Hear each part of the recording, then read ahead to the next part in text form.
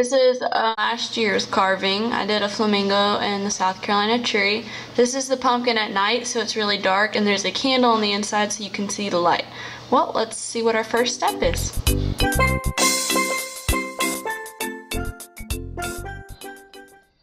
Alright, so the first step in getting ready to carve your pumpkin is you're going to want to go on Google.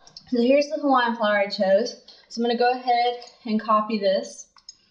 Minimize it, and oh, that's my dog, by the way. Isn't she adorable? Alright, go to Microsoft Word and paste, and I want to make it big enough.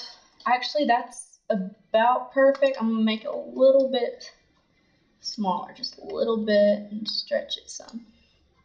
Here we go. Because this is the size it's going to be on your pumpkin, and you don't want to take up too much space. You still want to see aloha, so that should be about perfect. And if I need to make it bigger, I can easily go back and make it bigger on my own.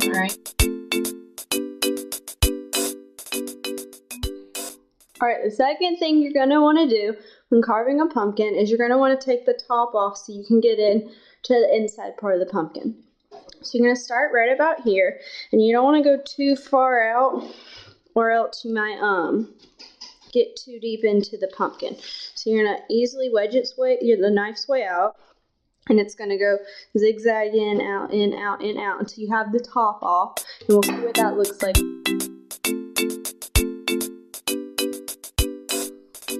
Alright, so I got the top off my pumpkin, and you can just easily and without breaking off this, which is the key to the stem. I just said this, but the stem, it's the key to putting this back on your pumpkin. So as you can see, there's a lot of seeds and fun gooey stuff.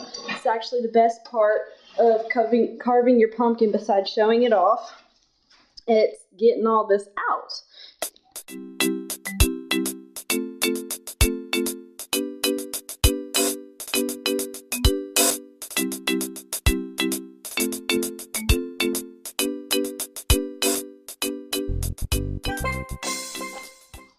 Alright, so the third thing you're going to want to do when you're doing your pumpkin is you're going to take 2 pieces of tape, and I have 2-sided tape, so I actually have more than 2.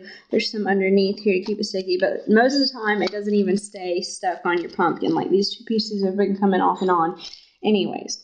But you're going to tape your stencil, and it's not going to lay perfectly flat, but that's okay, because once you get this down, it's not going to be that big of a deal. And you're just going to make notches. Not perfectly cut, but just little notches to show yourself where you're going to be cutting out certain spots. Make little notches. You want to get closer. See them? See the little notches in your stencil? You're going to want to do that. And you're going to do it all the way around, but you're not going to, just going to do the outline of the stencil. And then you're going to do the same thing with your letters when we get to it. But right now, just work on this, and we'll see what it looks like when you're done doing the notches.